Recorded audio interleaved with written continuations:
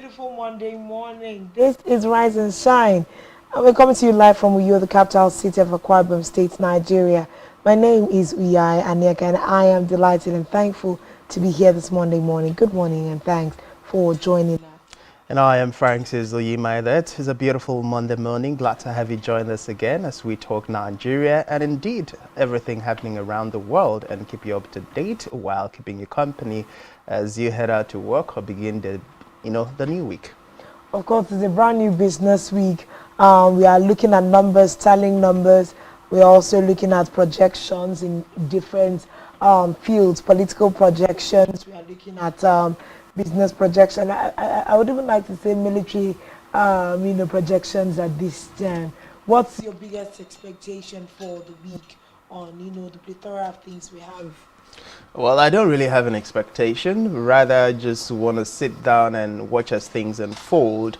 But if I were to talk about something, it would be a recurrence of incident, should I call it, rumors, speculations.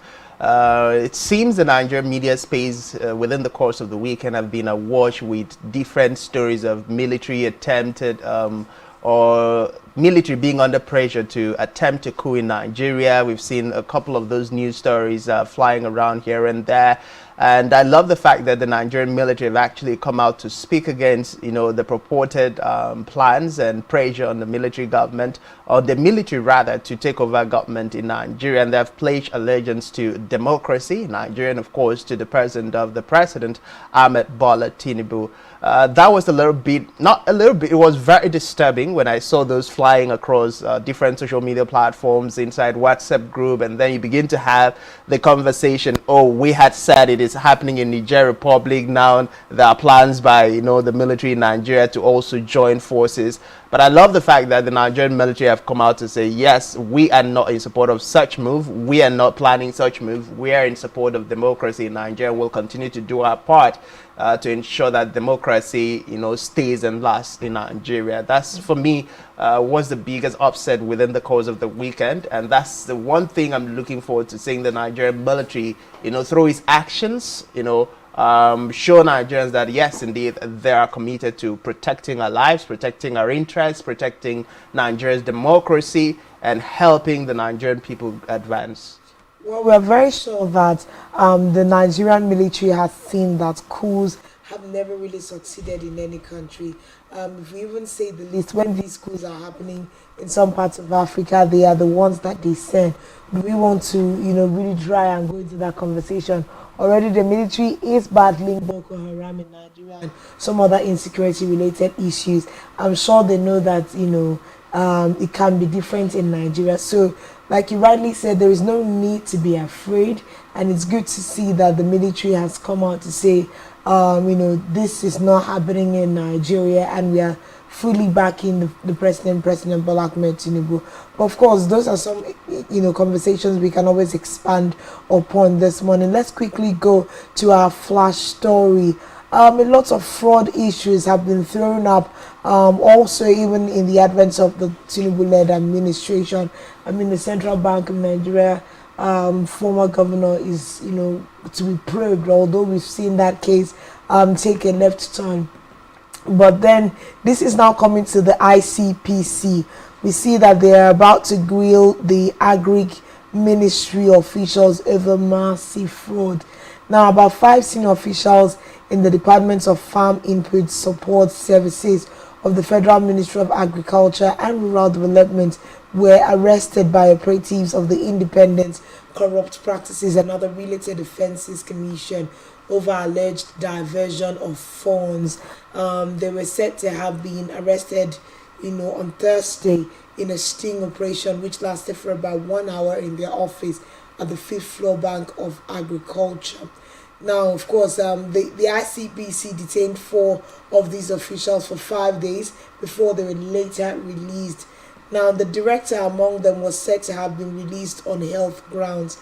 Several issues. Now, we are looking at the fact that this has also created tension among the staff of FISS and other parastatals in the Ministry of Agriculture and Rural Development. Well, when we say this is creating tension, we're just looking at the fact that, people might get scared that it might be their parastatal or agency next to be touchlighted.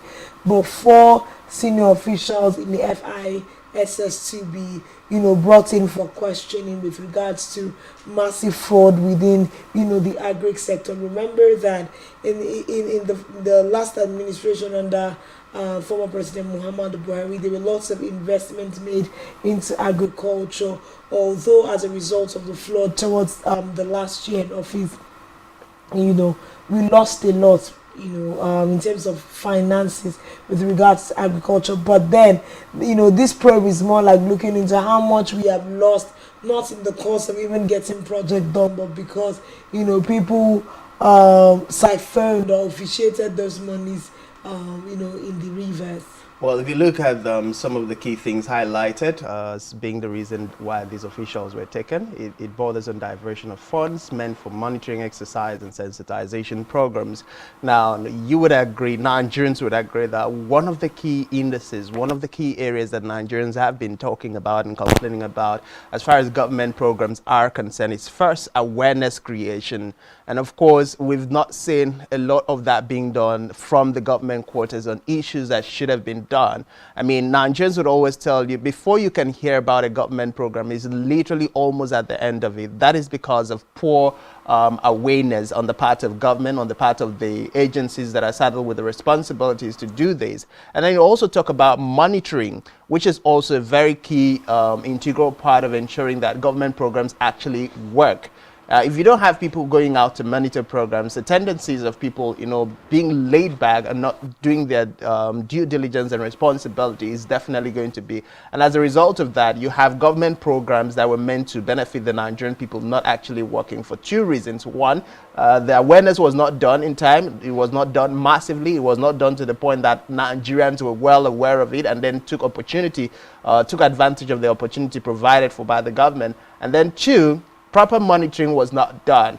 Now, the tendency of people sitting up and doing the right thing when they know that, there is a third eye watching somewhere to see whether or not they're actually doing what they were supposed to do is that. So these two things that have been highlighted are critical. And if we have to be honest with ourselves, every time the government will always give us the quotation of budgetary allocation for awareness creation across the ministries, particularly the sensitive ones, particularly agriculture. I know that in the course of my last 2 years, I've had conversations and had relations with people within NESAL, Bank of Industry, and other government agencies responsible for sending out, such programs of government. But then, apart from maybe giving them free media campaigns, most of the times you would hardly find these people, coming out to speak. And even when you're trying to reach out to them to come speak to the Nigerian people, you'll always see that bureaucratic administrative bottleneck. For instance, in Akwa Ibom State, you'll be told, we have to get approval from Abuja, or they have to send somebody from Abuja to now come down to speak, and all of those, bottlenecks. But then, when you look deep into the provisions of the different schemes or different programs of government, you see that provisions had been made for media awareness, for media tours, for a campaign to allow the Nigerian people be well abreast with what government is doing. So if those things are not done to the extent that they should have been done, it means there were people somewhere down the line who decided to, picket the money for themselves at the expense of the Nigerian people being aware of what government is doing. And I'll always say, when it comes to issues of investigation, Nigerians are tired of hearing XYZ ministries, departments, agencies under investigation.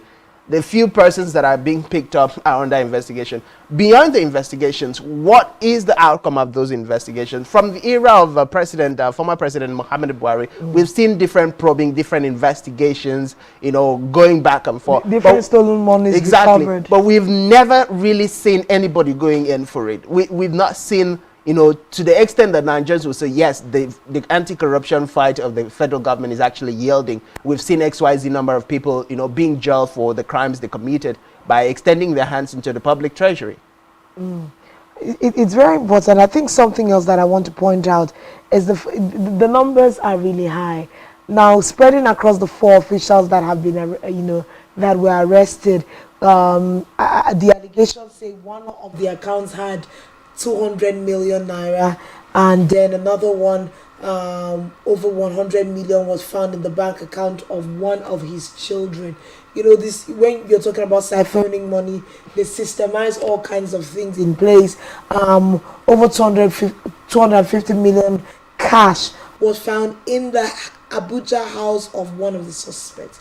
250 million naira cash in the house of one. And remember that there was a time in this country where we were crying cash crunch, but people were having 250 million in their houses, and another account has said to have had transactions in over 60 million in the last 6 months. So you're just seeing that whilst the federal government is moving in its really meager attempts to even solve some problems, the people that are mining the system are looking for ways to cheat the country and cheat Nigerians at the same time. Because if you calculate all these monies that we are looking at, we're already running into almost 1 billion naira already, if not more. So these are serious irregularities. Like you said, it is good that we hear the ICPC is currently investigating, and we do hope that it will turn out the best possible way. And we know that this is not going to be a situation of, we found vessels laden with crude oil and we are going to burn it. So for instance, 250 million naira that was found in a house and stashed away, what is going to be the procedure to make sure that goes back to the accounts where the money was used for? And like you said, eventually it is used for the purposes that it was originally intended for. So just to even buttress over some of the works of the ICPC, they have celebrated the fact that they have covered a number of cases in the last year and got brought in a lot of victories. So let's see how they do that also with regards to this particular case. And I think we're also beginning to have a lot of ministerial probes, Francis. I don't know, I think last week there were some other ministries and agencies that came up on the books, because let's tally the numbers. We've been working years and years. A different administration has just ended. Let us see where monies were spent. This is headed in the right direction, but we do hope that it achieves the cause of bringing about a transparent government and then accountability with government funds, and then we'll be probably on the path to renewed hope. Well, as far as some Nigerians are concerned, if you walk on the streets of social media, you'd hear what Nigerians are saying about all the different probes. Last week, we saw the National Assembly issuing an arrest warrant for a government official who refused to show up after admitting to actually, take money from Nigerians in the job racketeering probe currently ongoing. And then, of course, we are now hearing this other one from the ministry, which, of course, is also very a thing of big concern. We're talking about a country that is grappling with food insecurity. We're talking about a country with millions of its people projected to go into, malnutrition, into hunger and starvation as a result of, not having adequate food supply. But yet you still find people within the ministries of government that is saddled with the responsibility to ensure that, farmers have the best of opportunities, they have the best of government programs, and avail themselves of this opportunity to make sure we have sufficient food in the country. So for people who sit on this kind of ministries, if that for means they're not interested in what the generality of Nigerians will suffer, all they're interested in is their personal purse. And looking at the amount of money across the different it's hilarious, at the same time very serious. We do hope that while the ICPC is doing the investigation, we do hope that this investigation and the one conducted by the National Assembly, all of them is not going to go AWOL like we've seen in recent years. Nigerians want to see the National Assembly come to a logical conclusion, the law agencies in Nigeria sweep into action, and then, of course, Nigerians want to see somebody actually prosecuted, and then, beyond the prosecution, serving their jail term. Because if we are to fight corruption, the era of presidential pardon, amnesty, giving one pardon or the other to people who have stolen from the public treasury, people who have subjected the generality of Nigerians to a lot of hardship, a lot of persons must have died. If we look at the history of people who have been given presidential pardon in recent years, especially in the wee hours of the outgone president, Muhammadu Buhari, you would see the reaction that came from Nigerians. How does somebody get to steal billions of naira of public funds, money that could have been, channeled into the educational sector, into healthcare, into fixing up roads that have, many people have died as a result of those things left unattended to. And yet you wake up and give somebody a presidential pardon. How does that sit well with the fight against corruption? How does that send a strong signal, a strong message to people who are possibly contemplating also taking their own chunk of the money from the public treasury? It sends the wrong signal that, okay, maybe if as much as you know somebody in government who can press the button, who can have the ears of the presidency, then regardless of what it is you've done, whether or not you get to the prison, there'll be a presidential pardon and you get back to living your life. And oftentimes we don't even see this money being returned to the public treasury, so that we can say, okay, maybe their jail term had to be reduced because they returned all the money they've stolen, and that indeed remorseful. Well, we do hope that it's not, just a replay on the fact that once a new administration comes into power, they try to do some, what Nigerians will call in our parlance initial gra, just trying to probe here and there, but without any end result inside. We do hope that it's going to be at different times. Our monies must be recovered.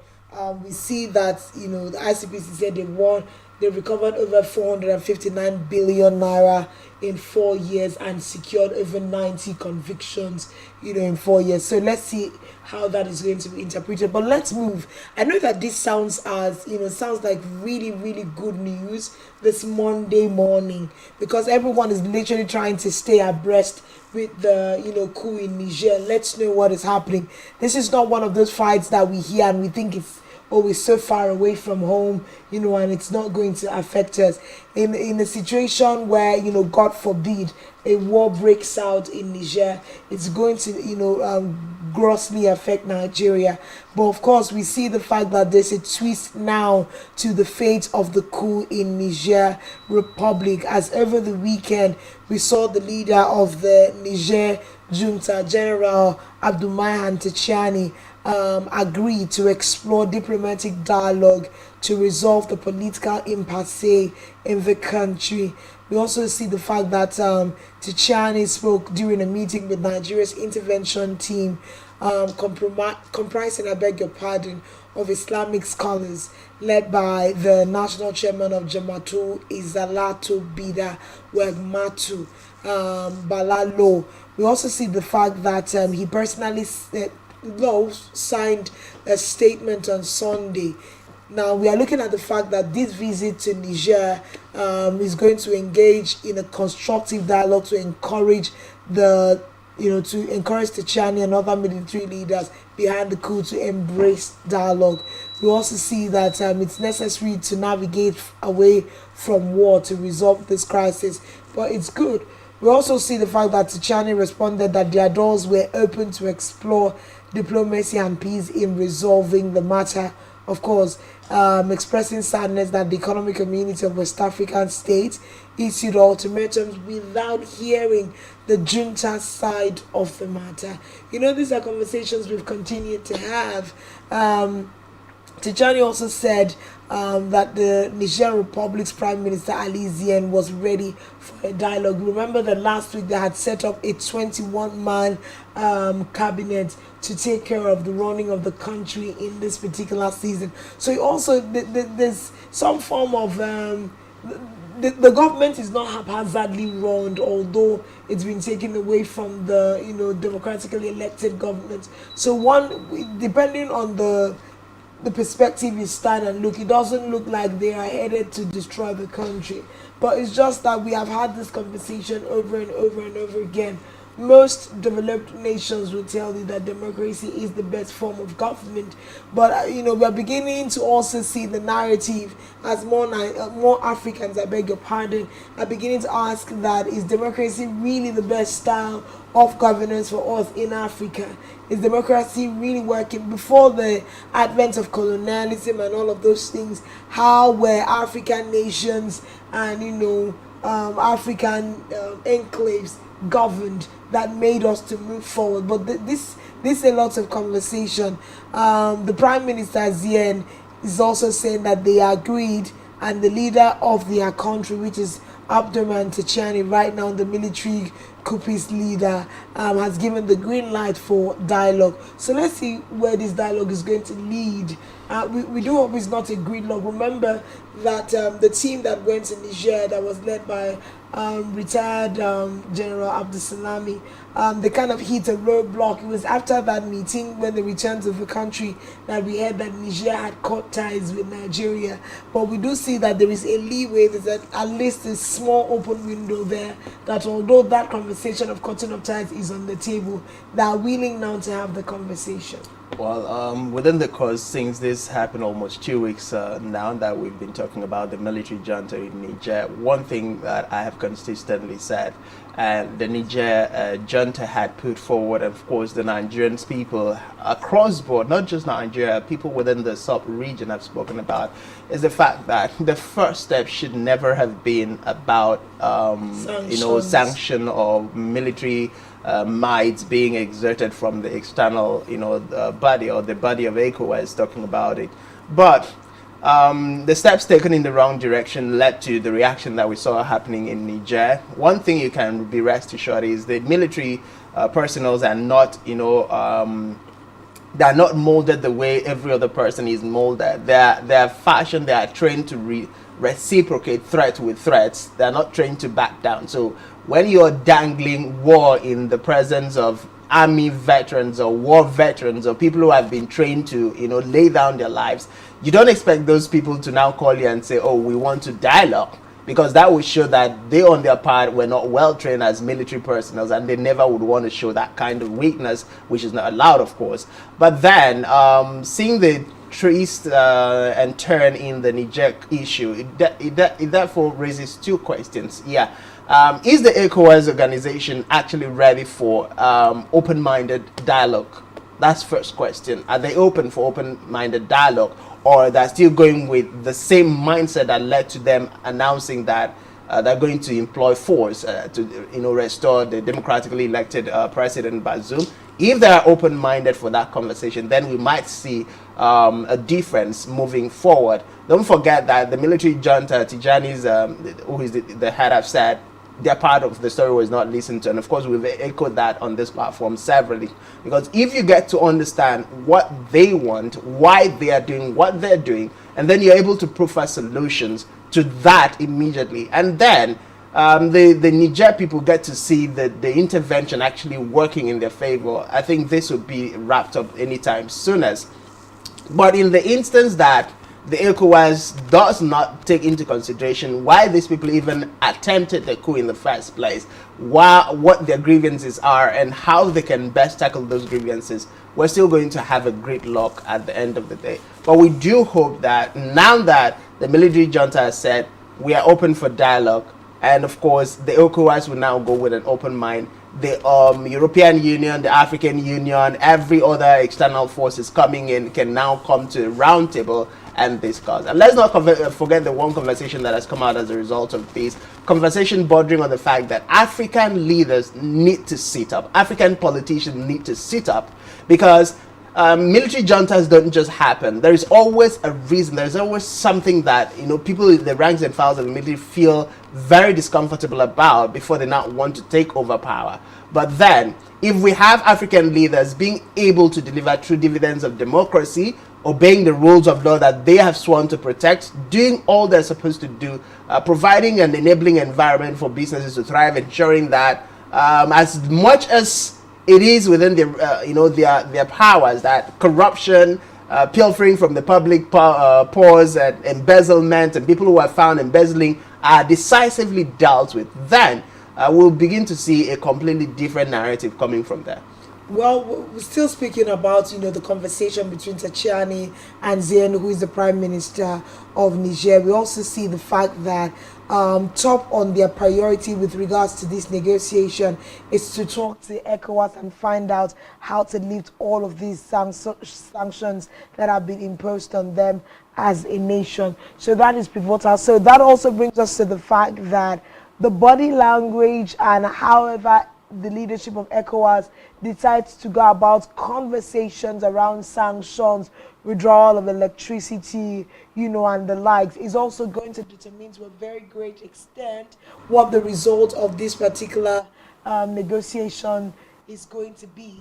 Now it's good news. Niger has opened up to talk to ECOWAS leadership, to talk to the Nigerian president. But let's hope that, like you said, ECOWAS goes there prepared first to hear them out. Because, I mean, they've already cried out. The primary issue here was, once the coup was heard, no one necessarily asked the right questions. More like, why is this happening? It was just more like, oh, this nation is meant for democracy, and democracy is going to be, we do not care how valid your reasons for attempting this is. But right now that we are still in safe zone, and we are not seeing this skyrocket or become a humanitarian crisis, it's good that all parties involved in the negotiation will go to the table ready to draw a truce, and that will be very, very helpful to Niger and Africa as a continent, so that we do not also open up grounds where we begin to experience the influence of the external other continents of the world, the Western world, and what sublime interest and influence they may have if this goes wrong. And of course, I know that I read something over the course of the weekend, looking at how the coup in Niger will, what's the word now, benefits Nigeria. We're seeing what's really the benefits that Nigeria could get out of the coup. We don't want to get there. We have problems of our own. Let's solve it. Let there be peace in Niger, basically. But this is good news. We'll keep our fingers crossed. Of course, remember that last week, Thursday, ECOWAS leaders had met with the president in Abuja. Of course, the president of Nigeria is the chairman of ECOWAS. And one of the things that he reiterated was the fact that the military was still going to be on standby. A directive was given to all, lead officers to make sure that they have a guard that is prepared on standby, just in case the negotiations that they're willing to have doesn't pull through. But we are hoping that with the advice of everyone and this negotiation that the junta has agreed to, we will not have a cause to invite the military into this case. Well, we do hope that, going forward, we do not get to a point where this issue between ECOWAS and the military junta in Niger Republic gets to, the use of force again. Nigerians, Africans, we really hope that the military, the ECOWAS organizations are actually able to come to a common ground where the issue is resolved amicably, and then we get to see commitment on the part of the military junta, backed up by ECOWAS and other organizations, to return to civilian rule, that's democracy in Niger. And then we also hope that as this happened, the heads of states in the respective countries backed making up the ECOWAS, the African Union, will now sit down and look at the issue of governance, the question of governance, and the different issues that have oftentimes been the reason why we have military coups. But moving away from that, since the removal of fuel subsidy in Nigeria by President Ahmed Bola Tinubu in his inaugural speech, a lot has been happening within the transportation sector. Now we see that the National Bureau of Statistics, NBS, reports a significant increase in the average cost of bus transportation within Nigerian cities. Now in May 2023, the average fare was 649.59 kobo, but by June 2023, it had surged to 1,285 naira 41 kobo, and this represents a substantial 98% increase and equivalent to 636 naira within just 1 month. Now, if we have to look at the transport fare report from June 2023 downward, you see that from the NBS detailed inside the breakdown on bus journeys within cities per drop on constant routes, we see that there have been a significant increase comparing to cost on year, and the rise in bus fares is even more pronounced in the month of June to the average of 582 naira 61 kobo, indicating a staggering increase of 120.63%. That is a very high increment in terms of transportation. And that one of the conversations we've had since the era of fuel subsidy removal came into existence has been the fact that transportation has become some kind of a luxury for Nigerians. Places that you hitherto would pay 100 naira is now about 300 naira. That's like 300% increase. Places that you used to pay 50 naira is now about 150 naira. And I beg, oh, in Nigeria, then they will get to take 100 naira from you. So it's a really deep concern on how the Nigerian people are coping, particularly people who have to go to work on a daily basis, companies who have to fuel their vehicles on a daily basis. You just look at the burden this will have on the purse of workers in Nigeria, the burden this will place on the purse of organizations in Nigeria, the cost of doing business in Nigeria. All of these things border drives, the economy down. And Nigerians are really hoping that beyond the talks by the federal government, the palliative by the federal government, the dishing out of rice, which of course Nigerians have said, at this point, rice is not what we need. We need palliatives that are sustainable. We need palliative that will cushion indeed the effect of the fuel subsidy removal. We need palliative that we can look back and say, yes, the Nigerian government has tried in its best. And don't forget, it's also coming at a point where the National Assembly and the presidency have come under different attacks for insensitivity to the plights of Nigerians. Well, the numbers are really, really high, and we've not yet seen any kinds of changes. Palliatives are still a far-reaching conversation in most parts of the country. We know that the likes of Governor Babajide Sanwo-Olu of Lagos State had made some moves to introduce buses that will subsidize the fare for government workers. But then what now happens to, other citizens in the state? But, just using Lagos State now as an example, the transportation cuts across 36 states of the country at this time, and it has really, really gone up. 98% is a lot of percentage. There was a time in Nigeria where we could fly within the country using about 30 to 40,000 to fly within the country. Now there was even a time we flew for far lesser than that. I mean, we bought tickets as there was 25,000, but we are using between 30 and 40,000 naira to traverse the country on the roads. So if this is how much change that we are now experiencing versus the economic realities on ground, how much a person is actually worth at the end of a month if they're working for the federal government or state government, even some people adding side hustles together, how much are they worth at the end of the day that we are spending this much on transportation? And beyond even saying that transportation has skyrocketed at 98%, we're also looking at the fact that we also need alternative means of transportation to be able to cushion this. In fast rising economies, using train within the city centers, the urban centers also will massively ease a lot of things. It will reduce the number of cars that we have on our roads. It will also drastically cut down on what the price of transportation will be. So we also have to look and that's something we have to commend the Buhari-led administration for. There was quite some move around have given us rail lines, but we need to see more of such gestures increased across the country, because truth be told, we do not know whether this situation with the fuel is going up or coming down. We don't know whether it's going to be zinged at any time, because we've not quite seen modalities on ground yet, but there are promises. The president has said that by December the Port Harcourt refinery will start working again. Now when it starts working, what kinds of impacts are we expecting to on the upstream and downstream sector in the oil companies, in the oil sector, I beg your pardon. So there's just still a lot to look at. It's pressing. Now we are just looking at statistics from the Nigeria Bureau, at this time with regards to transportation. Are we coming to talk about food? Earlier this morning we've talked about that, fraud, massive fraud needs to be investigated in a certain agricultural, firm in the country. If we are also battling fraud and other related issues, how are we going to move forward? So there's a lot of things to look. Checks and balances really need to be put in place.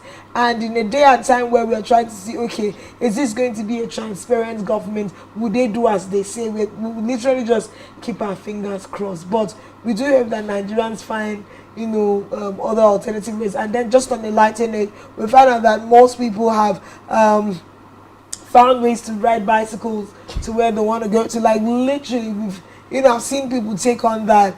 And in recent times, I've also noticed that people who have up to 2-3 cars have cut down on how many cars they have on the road per time. Because I mean, even for the rich, having to fuel vehicles, is a lot at this time. Well, is the problem going to go away anytime soon? Of course not, because yesterday we saw the oil marketers indicate that the cost of premium motor spirit might be rising to about 680 naira to 720 naira per liter.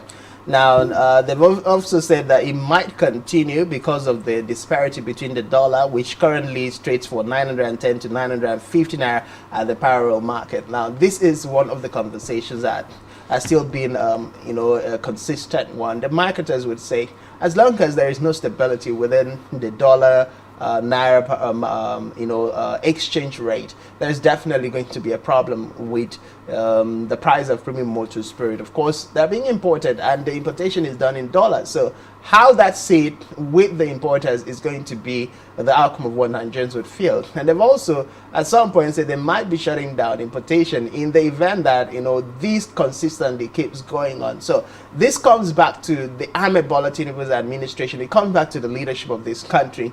What is the government doing to ensure that there is a stabilization? We've seen the announcement of the unilateral dollar rate, and of course the move made within the banking sector to ensure that market forces actually determine the prices of dollar, how much things are done. But beyond that, is this actually yielding the desired effect on the economy of Nigeria? Is it really yielding the desired fruits that Nigerians would love to see, or that it was projected to bring in within the space of time that we've seen it happen? And if it's not happening, how can the government ensure that this disparity between the dollar to a naira is actually addressed, so that marketers, exporters, importers who bring in things to Nigeria will actually get to have those things done properly and done in a way that Nigerians are not the ones who suffer the brunt, the weight of whatever extra expenses is being incurred by the importers. So it's a situation that nobody knows when it's going to end. It's a situation that Nigerians would have to develop extra thick skin to actually go through this particular season. But then we also do hope that we get to see, with the commitment coming from the words of the Senate President, that they're going to do everything to ensure a better business environment in Nigeria, going to do everything to ensure that Nigerians are well taken care of, that we get to see them actually act out what they've spoken to Nigerians about, that we get to see Ahmed Bola Tinubu actually put his feet down through the different agencies related to ensuring that our monies actually get value and get to match up with other currencies globally. And then maybe after then we'll get to see a difference in terms of transportation and fares. Well, there's just a lot at this time. We are still on the heel of nominations and screening. We know that 2 persons out of the whole list that was submitted by the presidency, the National Assembly, haven't quite made it over to getting confirmed. The likes of El Rufai are still on the bridge. Last week we saw, I think I read an article that was saying he is withdrawing from, he wants to withdraw from the ministerial nomination, and even suggested someone else to take over that position. But there's a lot of back and forth with that particular story. But this is a twist that we are looking at now. The impact of the just concluded elections in the southeast of Nigeria threw up a lot of things into the atmosphere. There's a lot of questions as to, there were those conversations of being maligned and all of those things. But, the Southeasterners at this time, they're even saying that the ministerial nominations so far is a litmus test for the APC in the Southeast. And we, just going to give some perspective to this particular conversation by the Southeasterners. If you say that this is serving as a litmus test, what exactly are we looking at? What are the questions of the, Southeasterners at this time? But then we see that the president Tinubu nomination list, which gave only 5 slots to the Southeast region, has reopened old wounds of agitations and alleged marginalization against the Ndigbo. So these are just some conversations coming out of the Southeast at this time. And they said, President Bola Tinubu, of course, had said on May 29 that he offered some glimpse of hope. We are running on the renewed hope, of course, of someone who might likely do things differently when he appointed fresh service chiefs with good national spread. But it looks like when we came down to, the ministerial list, it was something else. Of course, initially we had about 20 states of the 36 that were omitted from the list. Now we see the fact that Rear Admiral Emmanuel Ogala is from Enugu State and was named Chief of Naval Staff. Now, a development that was welcomed by the Southeast with both hands. That was principally because it addressed a long-held clarion call that it remained the only region among the 6 geopolitical zones of the country that had no representation in the Security Council. When we are talking security, we need the 6 geopolitical zones to be, reflected, especially because, the Southeast is one, region that is massively hit also by insecurity. Now, we also see the fact that we look back into history, what was their place in the 8-year tenure of the Buhari-led administration. But then, looking at the fact that, however, 48-member cabinet lists came up and it gave 5 statutory slots to the Southeast. I'll take a pause here and ask one question, open-ended. 5 slots to the Southeast. Some states did not even reflect at all. Do we really think that 5 slots was such a bad idea? What about states that did not even get a representation? Did you want, there are 48 slots, 48 slots in number. Did you want to take 20, or did you want to take what exactly? At least there's a representation and we know we can go forward from there. This conversation can be held back and forth. I don't know, what are your thoughts? Well, as far as appointments in government quarters is concerned, there's always going to be a group, a region that is going to agitate for more slots or feel left out or not carried along enough as far as appointment is concerned. But I acknowledge the fact that, I love the fact that the Southeasterners had applauded the president for the first set of appointments. The second one may not have sat well with them, but then, of course, the administration of Ahmed Bola Tinubu has said is going to focus more on competence. So having 5, if you look at the narrative, you look at the spread of the different geopolitical zones, 6 in all, so 40 something plus, and of course you have 5. That means probably some region might have 7, some region might have 8, and so a lot of people will say maybe the Igbos and the Southeast should calm down and observe what will happen within the next dispensation, within the couple of years that is going to come. Don't forget that there are also indications that some of the persons who have been given one portfolio nominated for one appointment or the other might not necessarily scale through. So there are indications we might have a different lineup of appointment coming through. But then, if you ask me, I would say 5 is not such bad a number, and the Southeast should really at this point, beyond advocating or agitating, just sit tight and watch what even the 5 people from their region are going to be able to achieve. Because it's one thing for you to have people from your region actually representing your region. It's another thing for you to have those people being able to represent effectively the interests of the region in agreement to the interests of the country. Now, if these 5 people get to perform excellently well, it therefore would open up a lot more opportunities for people within the region. But if they just join the forces with the ranks and files of people who think government appointment is just one place to go lazy about and do nothing, then it just might not all go well for the region. productivity is something that we must actually look at, in this agitation that is being thrown up. But let's give a cap understanding to this. The Northwest geopolitical zone got 10 ministers, three, and then of course three extra ministers to the number that the Southeast has. Now we also see that the Northeast had 8 ministers. North Central, 8 ministers. Southwest, 9 ministers. South, 8 ministers. And then the Southeast got 5 ministers. No extras. The other ones have some extras in them. So I think this is what they're looking at. Maybe they would have wanted an even spread. So say all of the states that have been covered, if we're going to do all 8, from each zone, so that nobody feels cheated. Maybe that's quite a reasonable, conversation to have when you look at it from that eyes. But we really don't think that this is such a bad idea holistically. And like you said, the best bet is to see what these 5 persons can do. As ministers of the Federal Republic at this time, would you, at best, represent the Southeast so well that the Tinubu-led administration would have to revisit, probably having some more ministers out of there. And then there's something we don't have to also forget. The appointment of government, appointment from the presidency, every political appointment comes with interest.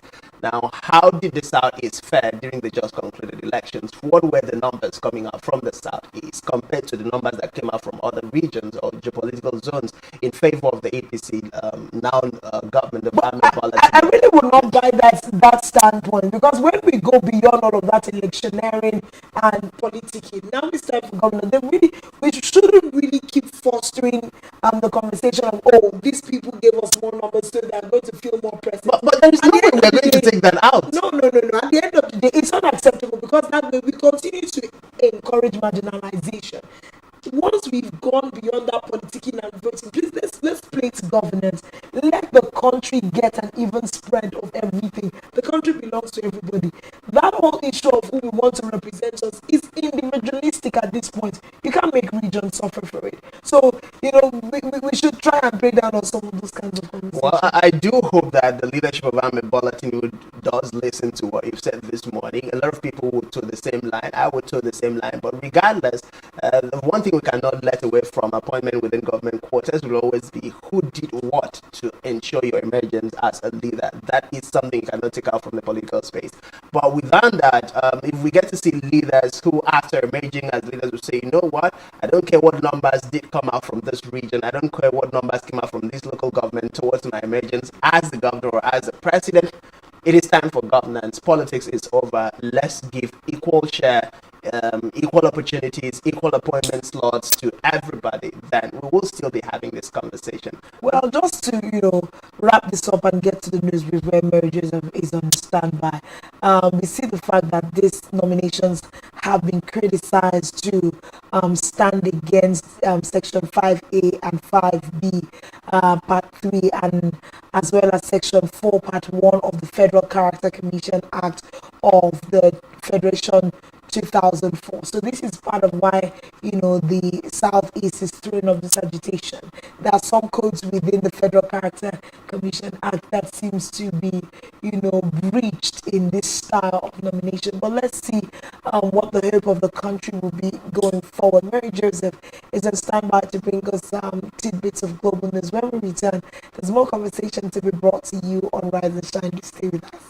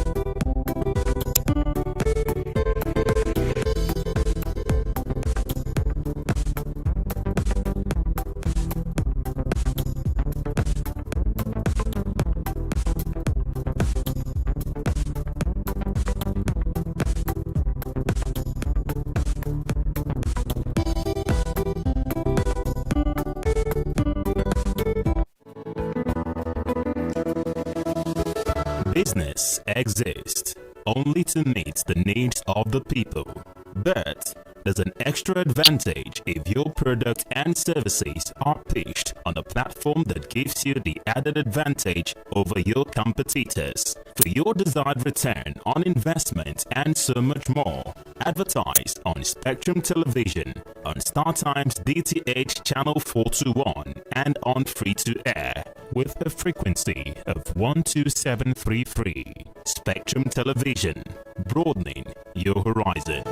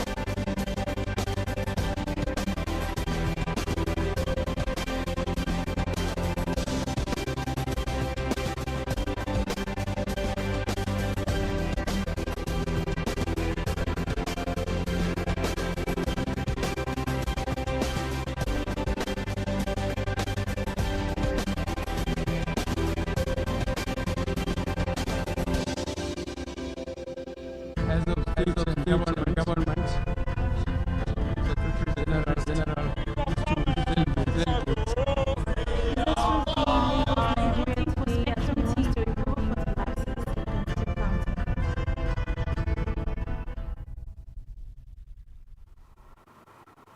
A very good morning to you and welcome to your morning news brief on Spectrum, live from Uyo. I am Mary Joseph.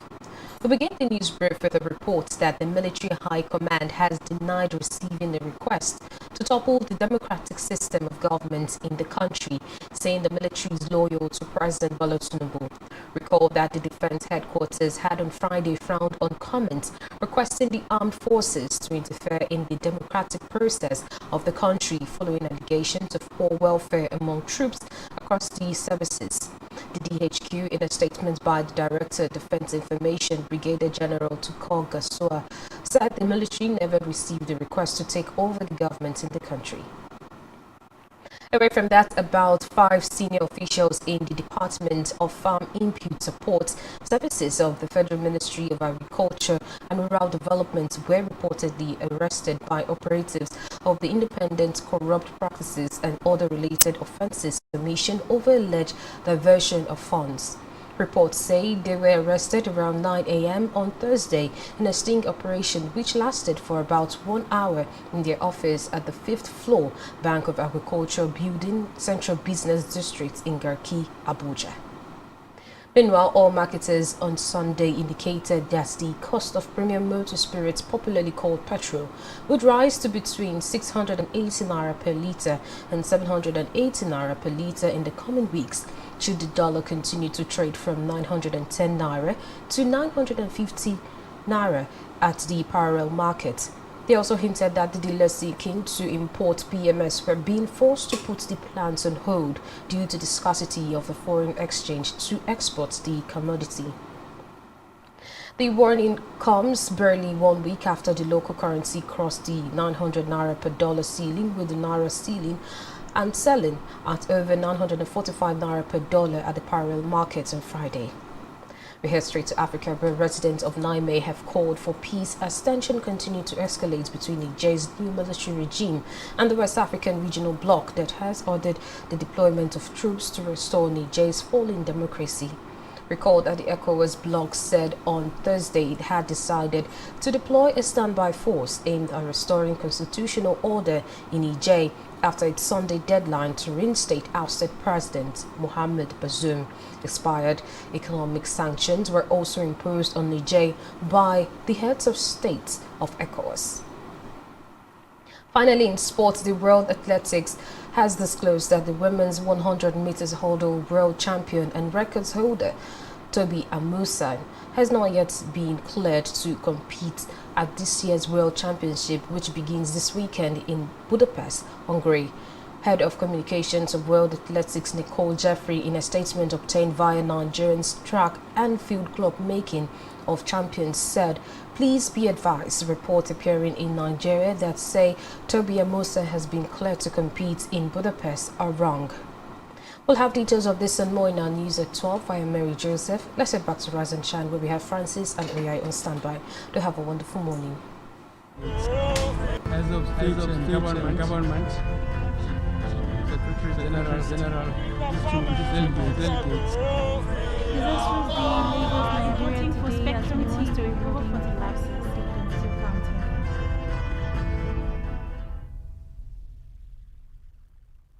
As of state and government, Secretary General, delegates.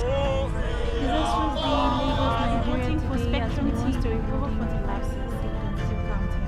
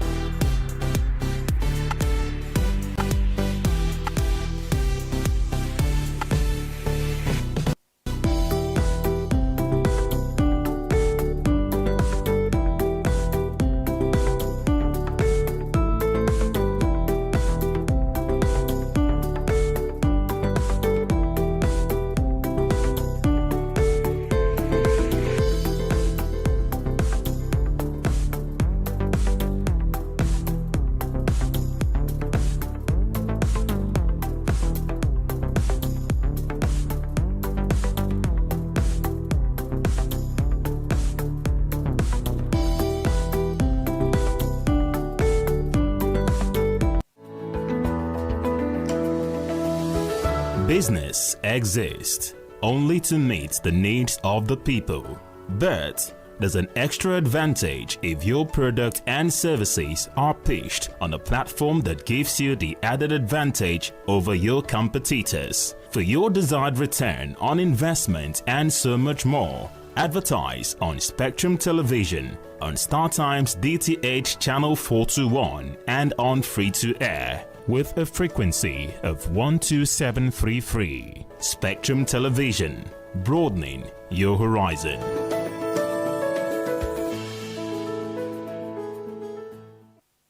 Nigerian police, which is the only one allowed by grossly abused. Our governors have to share police powers with the president as stipulated by the constitution. We do not have a federal government police force. We have the Nigerian police force, which shall be administered, organized, and supervised by the Nigerian police. No, my lord, I want to say something. I want to say something here. Perhaps it might also enlarge the scope of people who should be invited here for examination. My lord, if we cannot find those who literally murdered Abiola, who are those people who could be said to be the beneficiaries of the death of Abiola? Rogers has linked you with some of the killings he did. He never did. He linked you with the attempted murder of Hebrew. He did not. My lord, the matters council is leading the evidence in our matters. Is this an adversary proceeding? It's not, my lord, but you can't be talking about cases which are in court, Is this an adversary proceeding? It's not, my lord. These cases are in court, my lord. I'm just reminding you, your lordship.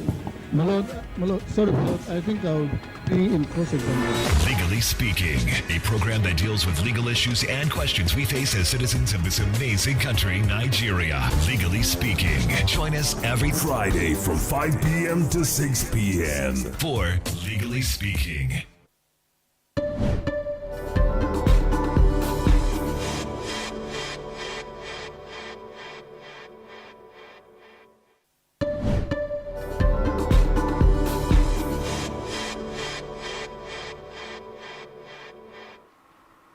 Glad to welcome you back. It's still Rise and Shine, and we are coming to you live from the capital city of Akwa Ibom State. In case you missed out, you can catch up on our socials at spectrum.ng, on Twitter at spectrum.t_online. Of course, talking Nigeria has never been a thing to run away from, and we started this morning with the fraud allegations where the ICPC is currently on the heels of members of the Agricultural Ministry over massive fraud bordering on diversion of funds that were meant for monitoring and awareness of different programs instituted by the federal government. We talked about the fact that 5 of them were arrested and under investigation, while 4 remain in custody. 1 was actually released based on held issues. We move away from that to the military, where the Nigerian military have said they have not received any request to actually topple the Nigerian democratically elected government of Ahmed Bola Tinubu, and they have also pledged allegiance and loyalty to democracy and, in extension, the person of the presidency.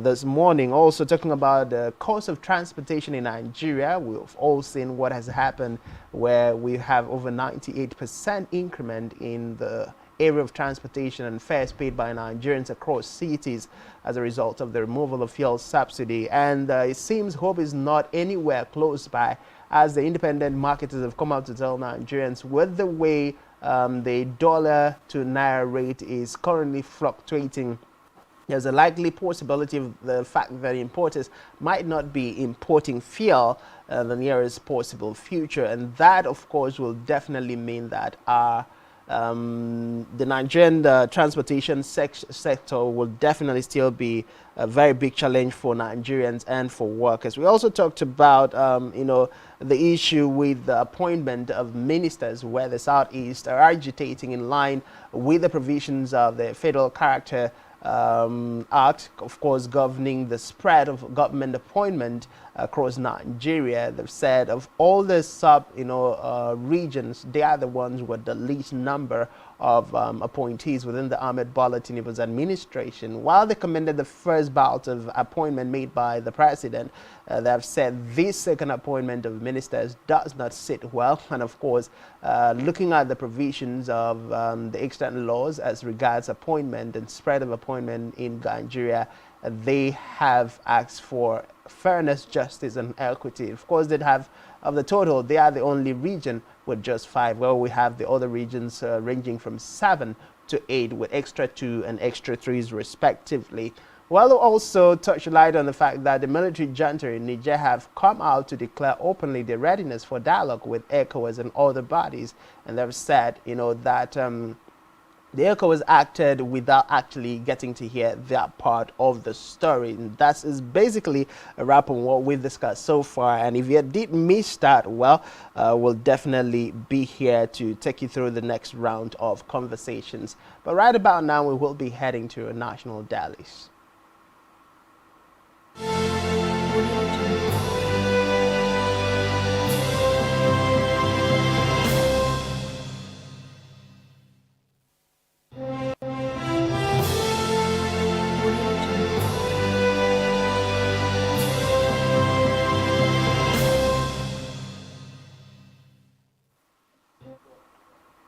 Welcome back, of course. Daily Spotlight bringing you information from the front pages of our national dailies this morning. Let's take a quick swipe at the Nation newspaper. Big story there this morning says shock, outrage over CBN's $15 billion foreign debt.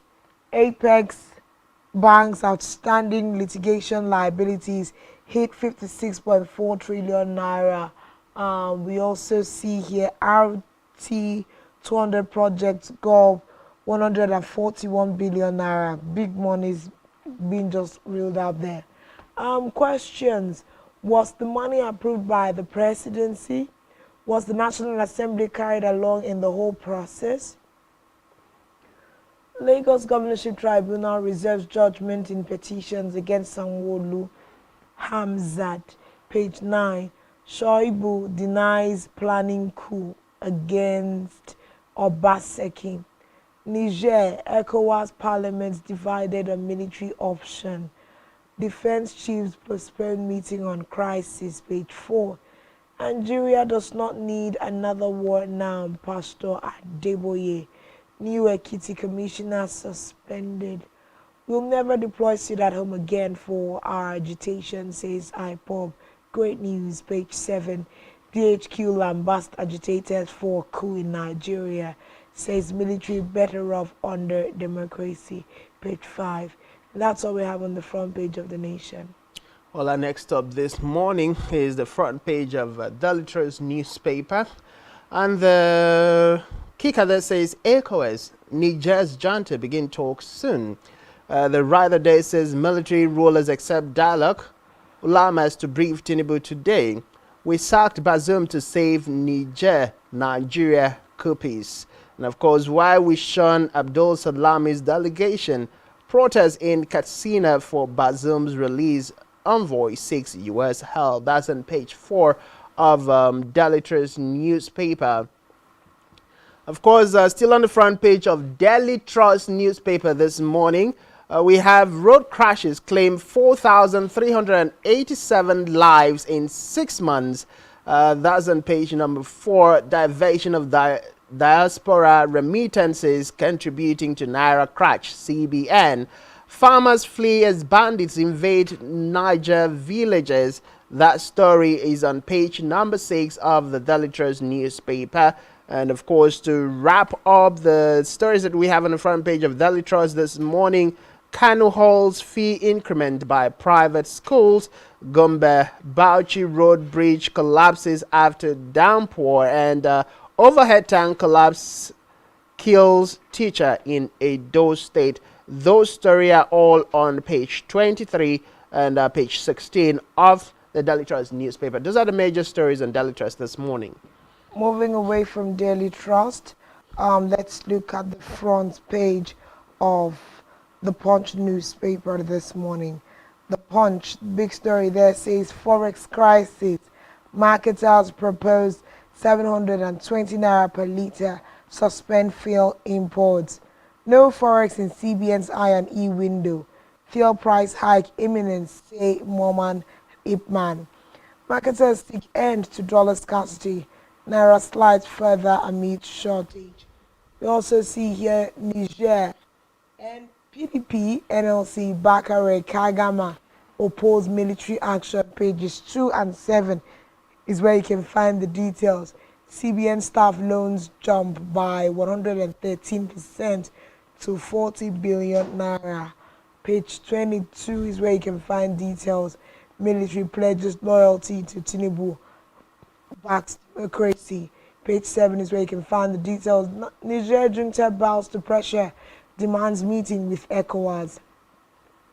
CCB Sean's request on Tinubu Shetima's asset. Page 9. That's a really big question, Francis, because we never really heard the president eventually declare his assets, neither did we hear Shetima. Somehow that was swept under the carpet. How many laws are we breaching now? Counting. Well, ICPC grows agri ministry officials ever massive fraud. Page 8. Shaibu manipulated youth council poll for selfish reasons. Obaseki. That's all we have on the front page of the Punch newspaper. Well, of course, next up this morning is the Vanguard newspaper. On the front page of the Vanguard, the kicker that says, coup, we struck to avert threat against Niger. And of course, that's from General Tichani. And Riders there says coup well intended, explains why they didn't see Tinubu's delegation led by General Abdul Salami. OK's dialogue as he meets Nigerian Islamic cleric, fights corruption, insecurity, not Niger Republic. Catholic bishops tell federal government prioritize dialogue, diplomacy. Obi urges federal government, ECOWAS. That story is on page number 5 of the Vanguard newspaper this morning. Still on the front page of the Vanguard, another major kicker that says a subsidy removal kill corruption, not Nigerians, Bakare tells Tinubu. That's on page 26 of the Vanguard newspaper. And of course, we see fresh fuel price hike looms as landing cost raises by 37.4%. Why I was retired as permanent secretary at 48 Oyegun ex-APC chairman. That's on page 10. And Jesse denies ceding powers and judges' appointment promotions to government. That's on page 4 of a Vanguard newspaper. And a little bit touchlight on sport this morning. Budapest 2023, Toby Amosun's fate hangs in the balance. That's on page 24 of the Vanguard newspaper. Those are the major stories you find on the front page of the Vanguard this morning. Okay, moving on from the Vanguard, let's take a look at the Nigerian Tribune. Nigerian Tribune this morning, big story, and that will be our very last paper. We're doing Niger crisis, of course. Arewa Forum laments 13 billion naira weekly loss to border closure. Oh, God. Okay. We also see here, says more than 2,000 trucks of perishable goods trapped at borders. Diversion of flights from Niger's airspace has not affected fares, says Nanta president. Page 3 is where you can find details. Subsidy. Tinubu puts the cart before the horse, says Bakari. Wants president to unite, not further divide Nigeria. Military never received any coup request, says DHQ. Page 3. I procured guns from police. Page 27. Inspector armed robbery suspect alleges in Ogun. Okay. I procured guns from police inspector. Armed robbery suspects alleges in Ogun. All right. We also see here, of course, reiterating Niger coup leaders ready for dialogue with ECOWAS. Apologize, starved of threats to Nigeria. Nominations open, of course, to the 2023 Obafemi Awolowo Leadership Prize. Page 4. On the economy, CBN to clamp down on banks engaging in illegal sales of forex. Page 7 is where you can find details. Insurance, NICOM launches on $25 trillion global TACAFO insurance for market expansion. Page 16 is where you can find details. Bank recapitalization for the Nigerian Tribune and all the papers we are taking for this morning. Big stories everywhere, Francis. Well, a lot of big stories definitely, definitely happening. But one story cuts across the major, newspaper headlines this morning is the Niger junta and the fact that the Niger coup leaders region that everybody wants resolved amicably, so we do not get to see thousands of innocent lives, property worth billions being wasted in the event that there. Burkina Faso and Mali have also sworn allegiance, and not forgetting the fact that the Russian country has also declared its backing for Niger at this point. But it's a new to fruition. ECOWAS, the delegation that will be sent, need to keep an open mind and not going with the force of actually going into the issue. Another thing that is also very disturbing this morning is the fact that the price of government agencies will rise up. Nigerians are already happy. Stay with us.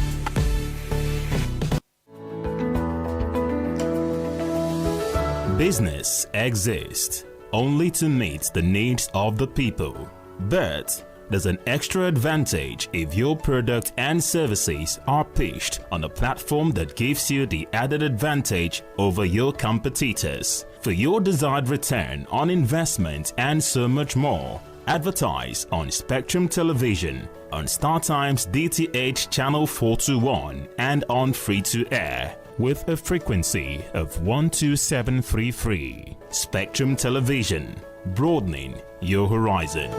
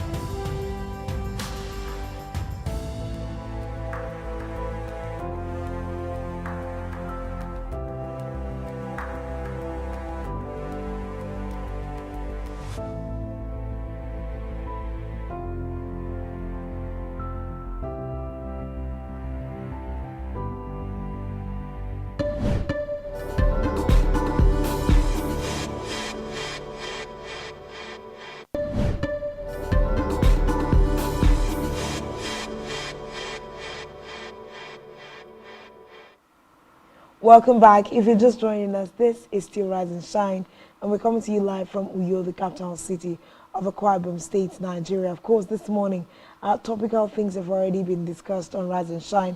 One way to catch up on all that is if you follow us across all social media platforms, all of which you can find at spectrum.ng. At this point, we had earlier hinted the fact that the defense headquarters had rebutted some requests from some sects for them to move a coup in Nigeria. And of course, moving on the front pages of our national dailies, we've seen them pledge their allegiance to democracy and the Tinubu-led administration.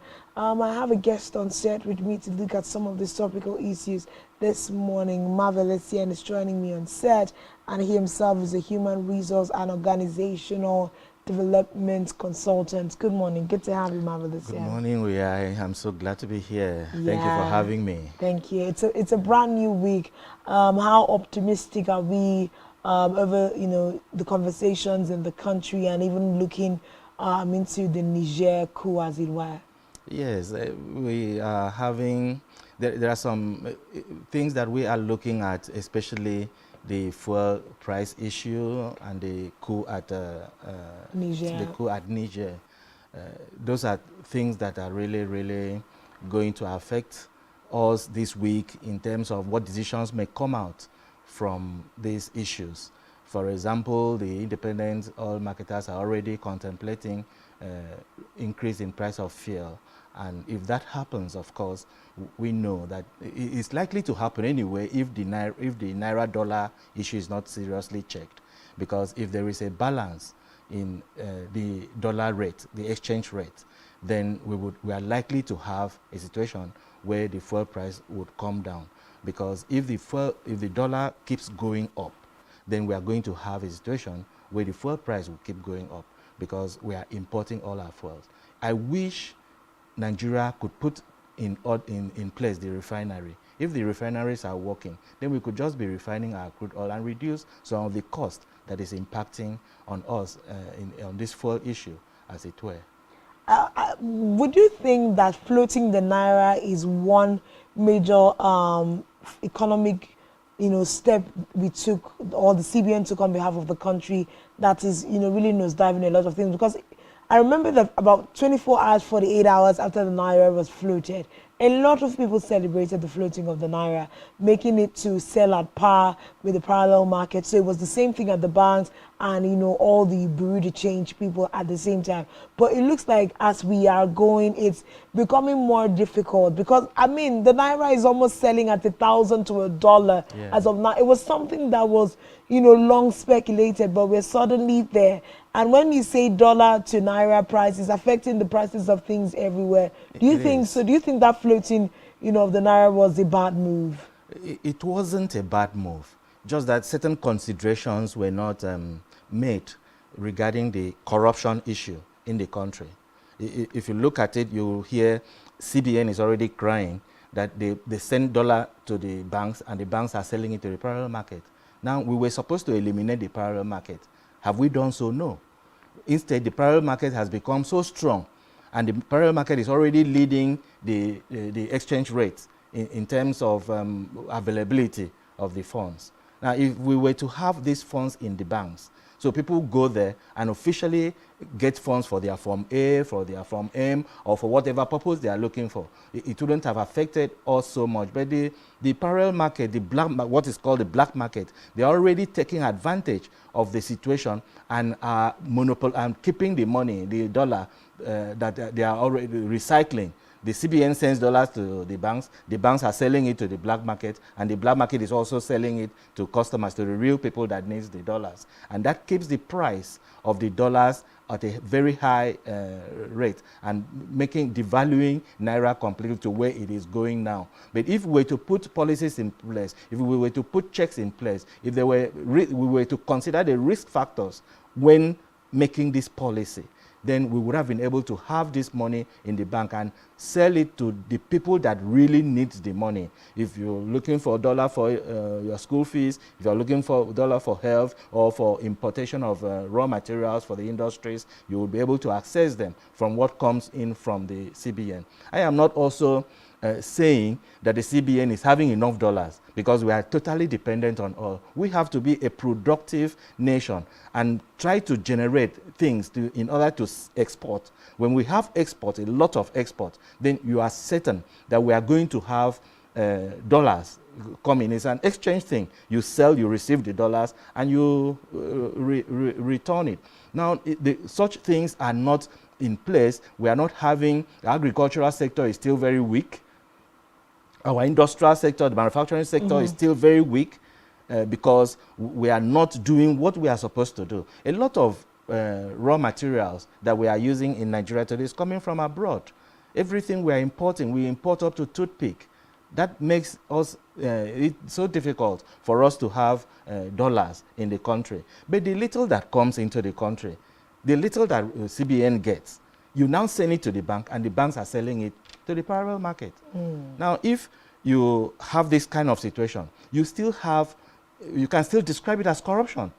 Money going to the parallel market and a few people monopolizing and using it to trade and just sitting down doing nothing but making money from it. Look at the difference now. At the banks, you have, if you are going to go through a official rate, you may have the dollar at 750, and yet it's about hitting 950 at the parallel market. So the difference between 750 and 950 is a lazy man's profit, just going to the pocket of the lazy men. It's a lot. It's a lot. It's raising a lot of concern at this time. Yes, it is, because it's affecting literally everything. Yes. And when we are looking at the fact that the economy is not stable, not only is it not stable in Nigeria, but even the rest of the world. Because we've also seen the CNG guys say that gas is expected. The prices of gas is expected to go up this week because of the fact that how much they are buying it. Dollar naira is still also a problem.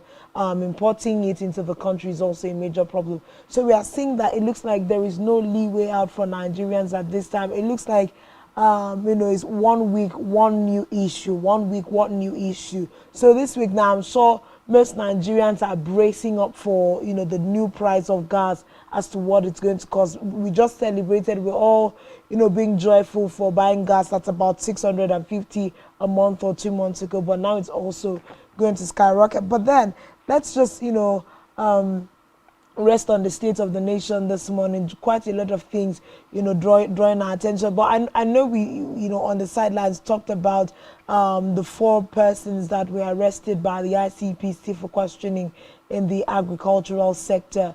I don't know how much that bothers you, because we're also talking about managing the miserly amount of money we have circulating in the economy, but we have people stashing up to 250 million in a house in Abuja and then circulating all that millions of nairas in their accounts. Money is meant to be invested in the agricultural sector to even help us have a food bank, which we are pretty sure is insufficient at this point, because Nigeria has been highlighted as a country that will be grossly affected by food insecurity. Yeah, and to think about it, it is affecting agriculture that is supposed to be the mainstay of our economy in Nigeria. It is so disgusting to hear these things happening in our institutions, in our parastatals, in our MDS in Nigeria. Bank of Agriculture is a federal government organization. And if you look at it very well, it compares with what is happening in the civil service and everywhere in Nigeria. Now, when you look at it very closely, you see ICPC is even overwhelmed by a series of corrupt practices that is going on in Nigeria. I think when we see those things happening, we should be thinking, what kind of solution, what should we say, what should government do to see how we can eliminate or reduce this volume of corruption that is going on in the country. It is not just Bank of Agriculture, it happens in several other MDS and agencies in Nigeria. And when we look at it, we know that there are certain things we are not doing right. And sometimes I will tell you, there are people who do not even know what corruption is. They go into organizations, they go into the government system, and they believe that this is the way to do things. The culture, the practices that we have in our organizations, in the government circles, makes it appear as if corruption is a normal thing. Now, if you look at the immoral behavior and people go in and feel that, oh, this is normal, or outrightly taking bribe, or outrightly distorting the books to receive money. This ICPC issue, if you think about it, they said this money was meant for sensitization and monitoring of certain. Yes, yes. Now, don't we have a system to check these things? I am saying this because as an organization development consultant, I know the first consideration we have in mind when you want to set up an organization is to think of the recruitment system into that organization. So if we are still dealing with nepotism in Nigeria, if we are still looking at what they call man no man for recruitment purposes, then we are not getting it right. In these days and times, there are psychological tests that can really tell people that, look, if you want to recruit, you administer this test on individuals. It will tell you the mindset of these people. It will tell you the mindset of the people you want to recruit. It will say if this person is going to be honest in the workplace. Those tests will reflect how the person thinks in the workplace. They call them psychometric tests. And it's very, very common these days. Even if we don't have organizations in Nigeria, you can even import these tests and implement them in our organizations, in our public offices to curtail some of these things. When you get it right at that level, the other major thing you look at is the risk assessment. If you are recruiting people into your organization, of course, you know you are going to build a process, you are going to build a system in that organization. What are you going to look at? You are going to look at what are the risk factors involved. If we are looking at corruption, which area of these organizations can we have leakages? How do we check leakages in this organization? Because no matter when you are running an organization, no matter the profit you make, no matter how you grow your organization, if you don't check leakages, you would not be able to profit from that organization. So government, if they, I hear some people in government say, I'm going to run as the private organizations run. Yes, private organizations check leakages a lot. Government organizations should try to see how they can be checking these leakages from occurring in their government offices. There are so many things that you may be looking at. You look at a system that oversight responsibility is not done the way it should be done. Now, when you talk about oversight responsibility, you can think about the external oversight, maybe from the legislatures, from even consultants that you can employ to do oversight in these organizations. I am saying this because in the ICPC case, the money was meant for a purpose. Of course, every money that goes to government is meant for something to be done. Now, if this was meant for this, how do you assess the performance of the project that these monies were meant for? So if we have good systems that promote oversight functions in the government and organizations, if we have good systems that measures performance of people in the organization, of course, monies will come. You want to know, where is this money going? You want to see how this money is performing for the purpose it was meant to serve. You will look at these organizations, you will look at your government organizations and see how these performance are going within the organizations. I'm looking at it that the ICPC issue is something that is common in Nigeria and is something that government should pay attention to in terms of prevention. We shouldn't wait for these things to happen before we start analyzing them. We should think of how to prevent corruption in the country. And I'm telling you, for public offices, the press have a great role to play. I know sometimes the press is stifled in a way. The press also may compromise in a way. But the press should also know that they have a responsibility as the fourth estate of the realm to impact on our society, to check what is going on in the society. And any government that tries to stifle the press should be fought. You know, the press is very powerful.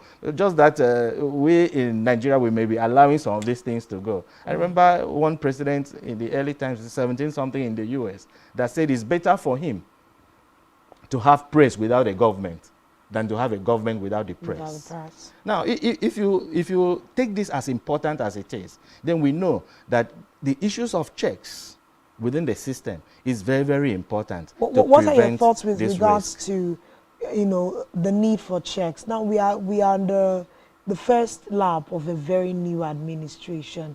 We've seen all kinds of things. Last week it was the Senate president who came under fire for saying the clerk of the House had, paid monies into the accounts of senators to go and just rest. Serap is moving to sue him, but we had some people come out to say, oh, he's done so well. It's a move to transparency. Now we know that the end to go on recess. You're talking about structures that help us to be transparent in our dealings as a country. Going back to ICPC and the 4 people that were arrested, do you actually think that this investigation is going to pull through until we get to the point of punishing the offenders if they are found culpable upon having finished the investigation? Because sometimes we just hear, and then again, something we cited earlier on is the fact that when every new administration comes up, they say, oh, we are fighting corruption, we are probing this person, probing that person. After it has made the first rounds of the news, we do not hear anything about it again. So do you think the ICPC, in conjunction with the judiciary, has what it takes to investigate this and bring punitive measures? Because the lack of punishment in our systems also is allowing it to fly the way it is. Yes, you see, legislation, judiciary, and these MDAs, they are part of organizations that should put things in place to check corruption. But on the issue of His Excellency, Senate President, as it were, I think people are just making a mountain out of the molehill. Because, of course, whether he said it, whether he did not say it, these are practices that are ongoing.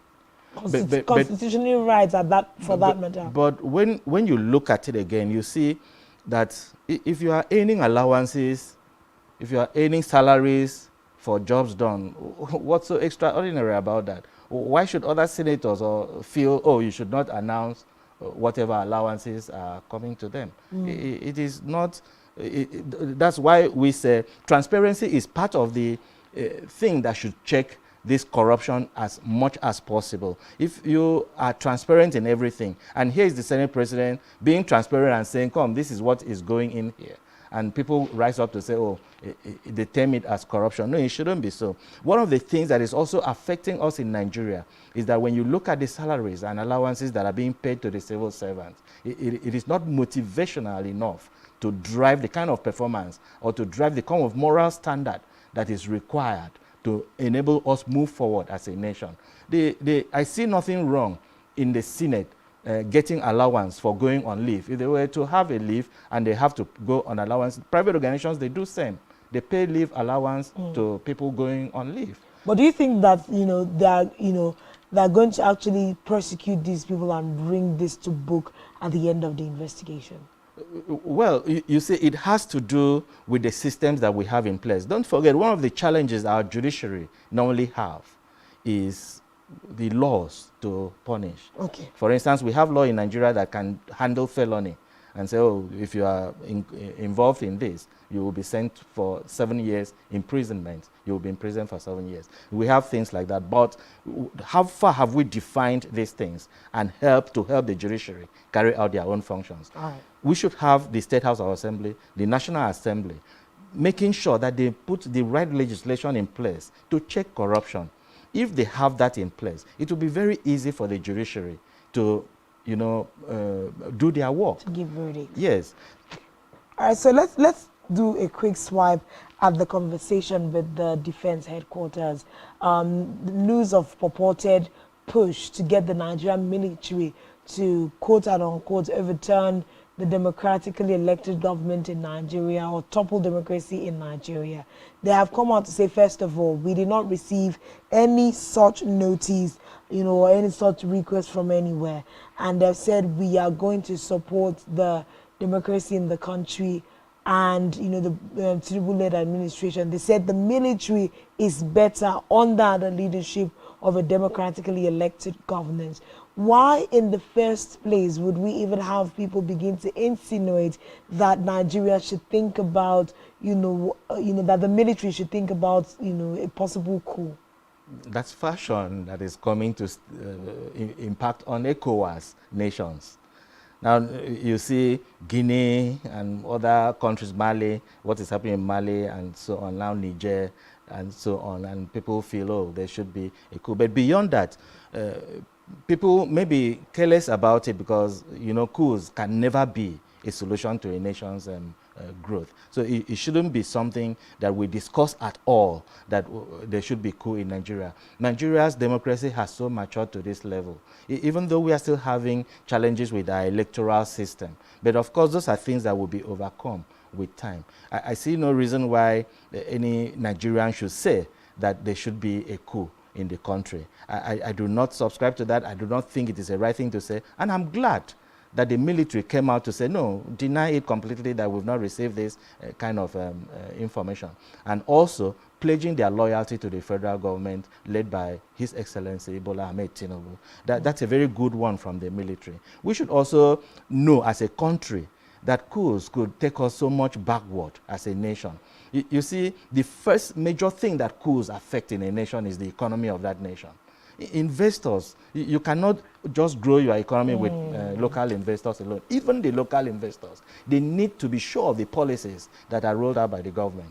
So if you change government without notice, it means that policies would change as well. And this would bring a lot of impact to the economy of a nation. Imagine now we are talking about floating the naira, we are talking about the fuel subsidy removal, then there's a coup. All that change and we start from where again? Just like what happened that when we were supposed to have removed the fuel subsidy in 2012 and people rose up to protest. Of course, that was a democratic way of putting pressure on government not to carry out a function. That is understandable. But for a coup, a complete change, a complete U-turn from policies that are supposed to help the nation, it can be very, very dangerous and bring the country so much backward. So I'm very, very glad that the military came out to say, no, we did not get this information. It means that this cannot happen in Nigeria again. And I'm glad to hear that. And I'm glad to hear the military say we pledge our loyalty. It means that we have a military high echelon that are not greedy, that are not self-centered, that are not just thinking about themselves, that the military, that they are already really thinking of being passionate about this country and are supporting the growth of our nation to play their own role as the military and leave the civilians to do their own thing. So it's just some form of synergy that will, in the overall actually help us to achieve a stability as a nation. But just before we wrap up our conversation this morning, the junta in Niger have finally said they have reached out to ECOWAS and they are interested in having a conversation, negotiation. Top of that list is the fact that ECOWAS should revisit, some of the sanctions that have been thrown on them as a result of this coup. Where do you see this putting the, whole conversation and the crisis in Niger at the moment, this negotiation that will be held with the ECOWAS bloc? I commend ECOWAS for the position they took.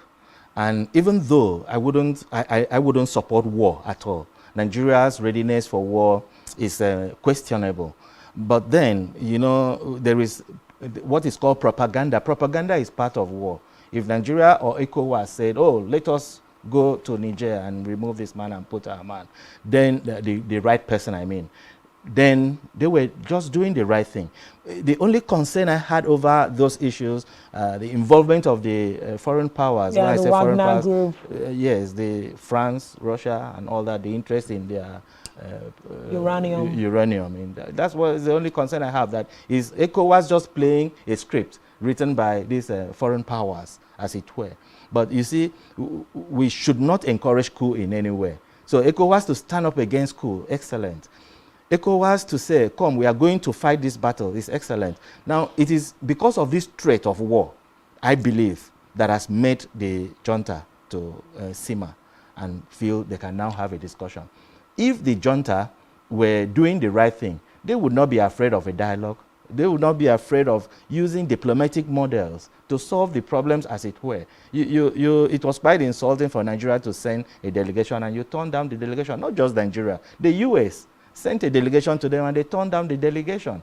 So when it dawned on them that there could be war, they had to simmer and now think of. So are you by any chance inferring that as it stands, Niger do not even realize, quote and unquote, that they are not ready for a war? Because it's more like Burkina Faso said, oh, we are going to back you. Mali said, don't even forget that those people have issues of their own. And they're volunteering, to stand together. So, well, it's good to see that, undertone, it sounds like Niger know that at this point, none of the countries in Africa can actually afford a war. Yeah. So let's dialogue and find solutions to our issues. Yeah. Okay, but I have to say a really big thank you to you, Mavelesian, for coming on the show this morning. Thank you. A myriad of issues just touching here and there just to give perspective to some of these issues. Of course, today is Monday, and for the rest of the week, our eyes will be open and we will be talking Nigeria. Marvel SCN is a human resource and organizational development consultant. Of course, that's how he's been able to look into some of these issues and how we ought to go about them. But this is going to be the size of Rise and Shine this morning until tomorrow when we bring you some more conversation. My name is Uyai, and you can enjoy your Monday and the rest of our programs. Enjoy.